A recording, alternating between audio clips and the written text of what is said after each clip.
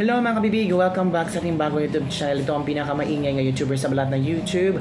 Ako si Kabibig, maglabag-labag na tao with evidence. Naku po mga kabibig, sad news po ito sa lahat ng supporters ni Pangulong Duterte. Naglabas na ng desisyon ang ICC tungkol sa interim release ni Tatay Digong. Yes po. At alam kong marami ang very sad about this news na ni-reject ng ICC trial chamber ang ang interim release ni Pangulong Duterte. Ito basahin natin kabibig, breaking news.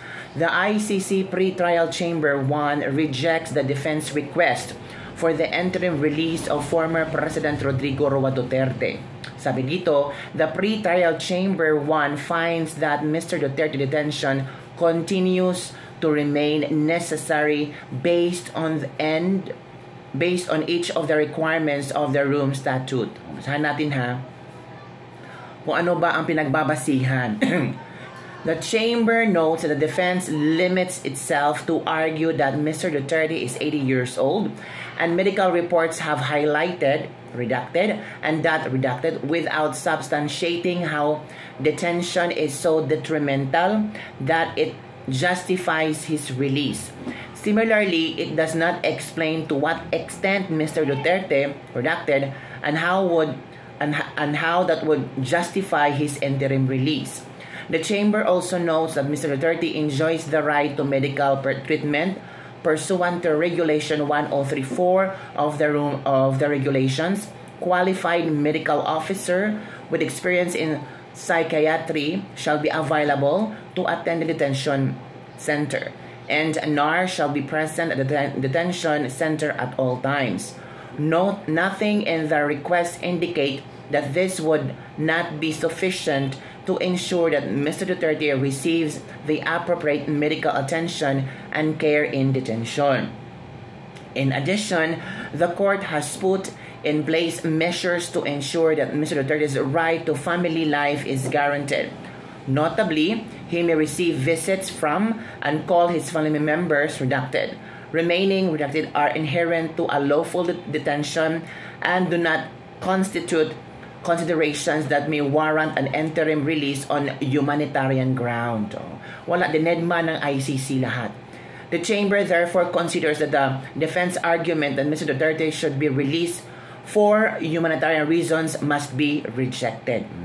In light of the above, the chamber finds that Mr. Duterte's detention continues to remain necessary under Article 602 of the statute based on each of the requirements set by Article 58(1) of the statute.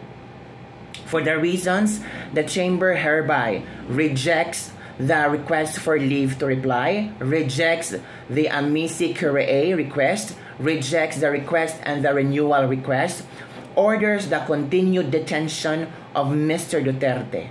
Yun kabibig. Ang mga judge na Judge Julia Antoniela Motok presiding, Judge Rene hindi ko marunong basa ang pangalan babaeng to, ang Judge Maria del Socorro Flores Vieira. Ngayong araw na ito, ang kanilang nilagdaan and pinaalam sa buong mundo na hindi mabigyan ng interim release si Tatay Digong. Nagsalita naman ang lead counsel ni Tatay Digong na si Attorney Nicholas Kaufman on the pre-trial chamber decision concerning the interim release of former President Rodrigo Roa Duterte. Sabi niya, the pre-trial chamber has just published its decision rejecting former President Duterte's request for interim release.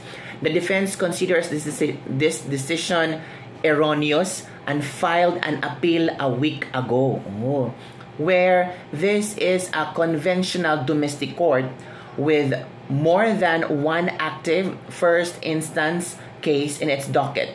I believe that there would have been no hesitation to release an 80-year-old sick and weak man kept from public more than half a year and for whom unprecedented state guarantees has been provided. But this is a court where civil society activists, lawyers have free reign in the media to accuse the former president's supporters of judicial trolling, to lambast defense submissions, and to file frivolous petitions to sanction council. We hope that the appeal chambers will reverse this decision. So sana kabibig, pero nakakalungkot lang, parang isang malaking pagsubok ito sa pamilyang Duterte na talagang nilindol pa ang Davao, part of the Davao, tapos ito pa na hindi mabigyan ng interim release Tatay Digong. Parang nakakaawa kabibig. Ito yung Tagalog version ha. Kung ito ay isang karaniwang pambansang hukuman na mahigit sa isang aktibong kaso sa unang antas, naniniwala akong walang pag-alinlangan na pinalaya na sana ang isang 80-year-old na gulang na may sakit at mahina na itinago sa publiko ng higit kalahating taon at para sa kanya ay may ibinigay pang walang kapantay na mga garantiya mula sa Estado. Ngunit ito ay isang hukuman kung saan ang mga abogado mula sa civil society ay malayang mapapahayag sa media upang akusahan ang mga taga-suporta ng dating Pangulo ng judicial trolling. Batikusin ang mga isinosumite ng depensa at maghain ng mga walang saysay na petisyon upang parusahan ang mga abogado. Umaasa kami na babalik ta rin ng appeals chamber ang desisyon na ito. So yun kabibig, nakakaawa lang itong news na ito ng 80-year-old for humanitarian ground hindi mapabigyan ng ICC. Well, ganun talaga kabibig, baka hindi pa panahon para makauwi si Tatay Digong or di kaya kahit man lang mapagbigyan ang kayang interim release. I'm sure tawang-tawa ngayon ang mga kakamping, mga loyalista, happy sila na si Tatay Digong ay hindi makalabas, hindi na garantihan ang interim release. Ganun, ang saya lang, no? Ang saya lang na makita na marami mga DDS until now, they keep on praying. Hindi sila nawawala ng pag-asa. Okay lang kung hindi mapagbigyan for this time, baka later on, dahil sa prayers na maraming DDS, na maraming sumuporta kay Tatay Digong, babaliktad ang panahon. Yung iba naman dito ngayon, tawang-tawa sila sa kapwa nila Pilipino na 80-year-old na nandun sa ICC nang wala pang ang kaso, ay for almost half a year, nandun na, nakadetain na sa ICC. Kapwa Pilipino ha, pinagtatawa nila. At hindi lang ito kapwa Pilipino, isa itong dating presidente. Yung iba, noon, mga supporters, Tatay Digong, grabe mong support, pero ngayon, biglang lumiko, bumaliktad. I don't know kung ano ang rason nila, binabasa sa Tatay Digong, at kung ano-ano mga sinasabi nila tungkol kay Tatay Digong. Yun ang mga taong walang utang na loob. Pero okay lang yan, wala namang problema eh. Ano talaga ang buhay? Sometimes, sa taas ka, sometimes sa baba ka. Ngayon, I don't know, wala pa namang komento si Pipi Sara or pamilyang Duterte tungkol dito. Pero ito ang mga komento ng ating mga netizen. That's how powerful money is. Money from corrupt and evil acts. O, ito sabi ni Lideline. So, denied yung interim release. Yes po, rejected po. Let us continue to pray and believe that God shall always prevail. Good shall always prevail. For PRRD, God has a reason. O, ito, very positive talaga ang mga supporters ng Tatay Digong. Nakakaiyak, grabe din na sila naawa sa 80-year-old na dating presidente ni wala mang kaso sa Pilipinas pero pilit na dinidetain. Tingnan nyo nga may kaso ba si Digong sa Pilipinas? Wala.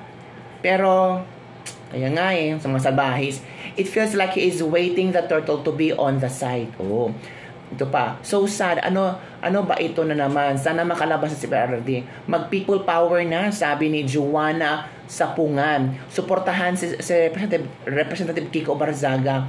Rejected ang interim release dahil doon sa confirmation of charges, rejected din daw po ang kaso. Manifesting. Sana kung na-reject ang interim release, sana na-reject yung mga kaso, tataligang papauwiin na siya. Diba?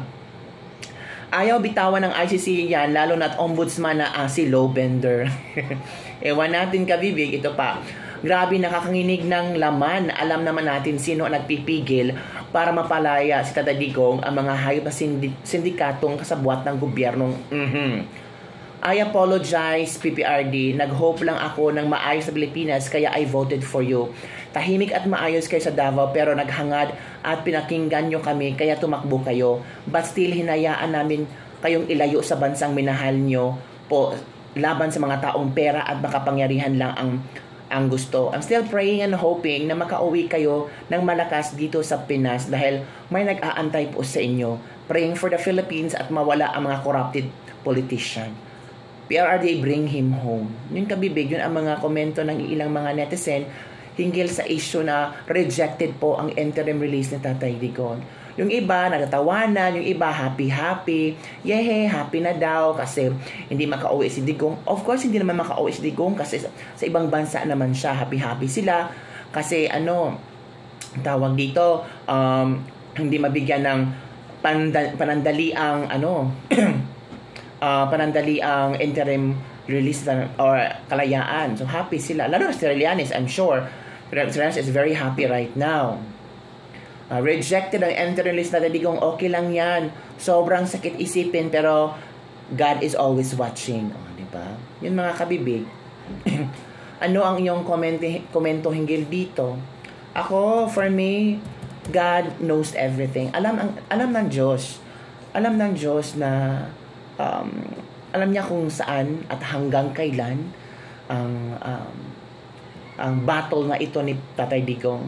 And for me, may panahon para sa lahat May panahon para sa lahat dito mga kabibig. So, kahit masakit isipin, kahit masakit tanggapin, let's keep on praying for Tatay Digong na sana makakauwi na siya sa tamang panahon. Kahit rejected, wala tayong magagawa ang kanyang interim release. In a positive side lang tayo, rejected ang interim release, pero baka yung reading of cases ay parang wala na kabibig. Sana we're praying for that. Yun lang po mga kabibig ang ating latest lipak-lipak for the day. Don't forget to like, subscribe, and share this video para sa mga latest trending news na ating pag-uusapan. Ano kaya reaction ni Atty. Harry Roque hinggil dito, no? Na rejected ang interim release ni Tatay Digong. Opo. I'm sure si tawag ito, sino ba yun? Si Trillanes, sobrang happy ngayon. Nakakalungkot actually mga kabibig, nakakalungkot lang na may isang Pilipino nandun sa ICC, hindi man lang natulungan ng gobyernong Marcos, di ba? Sila pa ang nag-push na makulong, na hindi makakalaya, na hindi makakagalaw ang mga Duterte. Kawawa din mga kabibig. So, yun lang po mga kabibig, nakakalungkot lang. Pero keep on praying. Kaya nga, sabi ni Daniel Long, the ICC had rejected President Duterte's request for interim release.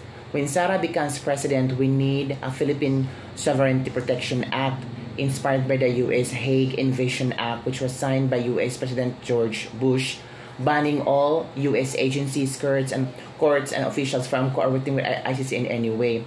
He should sign a law that authorizes the Philippine President to use all means necessary and appropriate, including military action and invasion of the Netherlands, to secure the release of PRRD and all Filipino citizens detained by the ICC. If Americans can jealously protect their citizens and justice system from the interference of European Kangaroo Court, why can't we? Oo nga kabibig, no? Grabe. Talagang, as in, grabe kayo ICC ha. Hanggang ngayon, hindi pa rin ina-approve ang interim release ni PRRD. Bakit parang selective justice lang palagi? Justice ba yun or palabas lang? Paulit-ulit na lang denied. Nagdiwang ang mga kawatan ngayon dahil nireject ang interim release ni PRRD. Natapisan ang budget ng VP. Nilindol ang Mindanao. Grabe. Mga kabibig. ICC is no doubt a political puppet. We will not stop until those people behind PRRD's arrest be put behind bars, suffering and wishing them for karma. Ako po mga kabibig. Final na talaga to mga kabibig, no? So sana isipin natin maayos lang ang kalagayan ni Pangulong Duterte doon sa ICC kahit hindi man lang nabigay ang interim release. Sana maayos lang, healthy siya at makasurvive siya hanggang makaupo si BP Sara bilang presidente. At that time, pwede nang buksan ulit at pwede na siyang makalaya at makabalik dito sa Pilipinas. So we're praying mga kabibig. Keep on fighting through prayers, asking God na good health kay Pangulong Rodrigo Roa Duterte. Napakasakit man, pero we have to embrace Baka part din ito sa plano ng Panginoon. Tinitest kung gaano ka strong ang faith ng mga Duterte sa Panginoon. Tinitest kung gaano ka strong ang relationship sa pamilya ng mga Duterte. Sabi ng isang netizen, kapag namatay doon si PRRD, expect nila na mala-impyernong galit ng taong bayan sa kasalukuyang presidente na to. I'm sorry Lord, pero ngayon pa lang ako magdasal ng, grabe naman po ito, wag na lang po. I firmly believe, have a hand on this, hence the rejection. Alam naman lahat na corrupt at ang gagamit ng politika yung ICC. Kaya nga di na din bansa na alis dyan at yun dahilan nila. Wala na kasi huwag na tayong umasa dyan sa ICC. Pagmamayari yan mga dilawan. So sad, ang laki ng bayan, ubos ang kaba ng bayan. Makakabangon pa ba tayo? Yun lang kabibig. When Trillanes went there nung nakaraan, yung hope is wala na.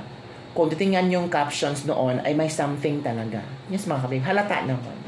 Yun lang po kabibig. Don't forget to like, subscribe, and share this video.